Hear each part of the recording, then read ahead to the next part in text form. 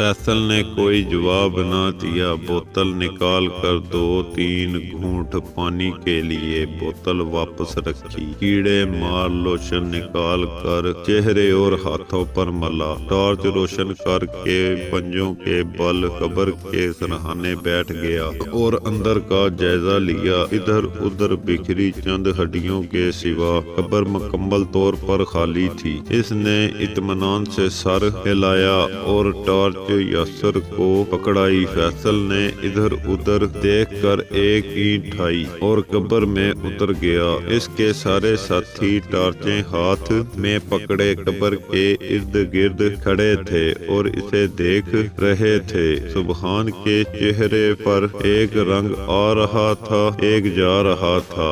लगता था अभी रो देगा। फैसल ने ईंट सरहाने रखी और मजे से वर्दी समेत लेट गया। इसके साथी अभी भी खड़े इसे देख रहे थे। बत्तियां बुझा दो, रोशनी में नींद नहीं आती मुझे, फैसल ने मुस्कुरा कर कहा। गोरगन के हुजरे के पास चलती आग तक पहुँचते पहुँचते सुबहान के पेट में सख्त मरोड़ उठने लगा। आखिरी 1 गज का फासला इसने भाग कर तय किया और लोटा उठाकर दरख्तों के पीछे दौड़ गया। सारी रात इसने इसी तरह काटी, पलक से पलक ना जुड़ी। बाकी सब लोग सो गए तो वो बेचारा लोटा लिए दरख्तों के गिर्द चक्कर काटता रहा। सारी रात रोशन रहने से इसकी टॉर्च की बैटरी सुबह से पहले ही खत्म हो गई। इधर पो फूटी, उधर इनके कैंप में हलचल मची। इधर उधर से लोग उठने लगे। मुंह हाथ धोने और नाश्ता बनाने की तैयारियां शुरू हो गईं। सुबहान ने यासर को झंझोड़ कर उठाया। यासर ने इसका चेहरा देखा तो हैरान रह गया। अबे तुझे क्या हुआ, इसने पूछा। फैसल सुबहान के मुंह से सरसराती आवाज निकली। यासर हंसा। ये किस बीमारी का नाम है? लेकिन फिर सुबहान की शक्ल देखकर वो संजीदा हो गया। हाँ यार, चल इसका पता करें, कोई सांप ही ना काट गया हो। इन्होंने पिछली रात साथ जाने वाले साथियों को उठाया और कब्रिस्तान के इस हिस्से की तरफ तेजी कदमों से चल पड़े जहां फैसल को छोड़ आए थे। झाड़ियां और कब्रें फलांगते हुए पहुंचे। घने दरख्तों की वजह से वहां अभी भी नीम अंधेरा था। यासर ने कब्र के करीब पहुंचकर आवाज दी। फैसल को कोई जवाब न आया। इन्होंने अपनी टार्चें रोशन की और दिल में हजारों वसवसे लिए कब्र के अंदर झांका। अंदर फैसल इसी तरह लेटा था जिस तरह वो इसे कल छोड़ गए थे।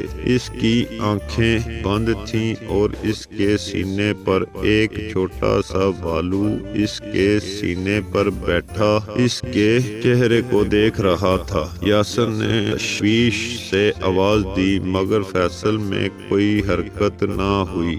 मेरा ख्याल है मर गया है, एक लड़के ने राय जाहिर की। अब के यासर चिल्लाया। फैसल ने फौरी कड़कती आवाज में जवाब दिया। फैसल ने आंखें खोली। चंद लम्हे वो और नन्हा भालू एक दूसरे की आंखों में आंखें डाले देखते रहे। फिर फैसल ने एक हाथ मार कर इसे अपने सीने से गिरा दिया। यासर ने हाथ फैलाया। फैसल ने मुस्कुरा कर इसे देखा और फिर इसके हाथ थामने की बजाय कब्र के किनारों पर हाथ रख कर निकल आया। बाहर आकर इसने वर्दी झाड़ी और सुबहान के सामने हाथ फैलाकर बोला, निकाल मेरा 500 रुपए। सुबहान चंद लम्हे आंखें फाड़े खड़ा इसे देखता रहा। जिसे भूत को देख रहा हो। फिर यकदम बढ़ कर इससे लिपट गया। आदल तुमसे नाराज है, ज़नैरा ने केक इसके आगे रखते हुए कहा। क्यों, मैंने क्या कहा? फैसल ने हैरान होकर पूछा।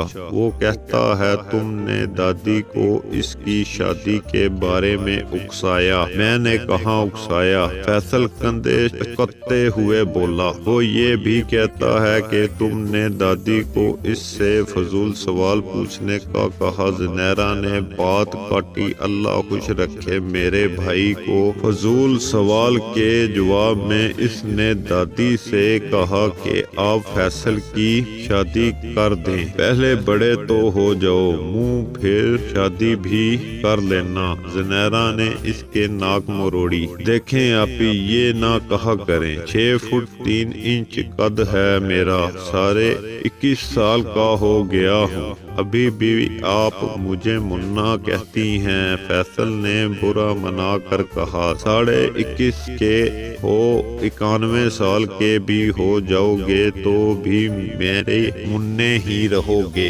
ज़नैरा हंस पड़ी। किधर फंस गया यार? इधर वालदा मोहतरमा फरमाती हैं कि फैसल तेरे तो भवें भी सफेद हो जाएंगी, तब भी मैं तुझे गोद में बिठा कर माथा चूमू करूंगी। उधर आपी साहिबा ने मुन्ना बना रखने की कसम खा रखी है। वो बुड़बुड़ाया। अच्छा, बड़े मियाँ नहीं कहती तुम्हें मुन्ना, मगर बताओ आज लाहौर जाना जरूरी है? ज़नैरा ने पूछा। हाँ, बस इसी वीक एंड की छुट्टी है, परसों रात वापस जाऊंगा। आज रात मेरे पास रुक जाते। ज़नैरा खामोश हो गई। नहीं रुक सकता आपी, अम्मी इंतजार कर रही होंगी। अगली दफा आऊंगा तो जरूर रुकूंगा आपके पास, इसने होले से कहा।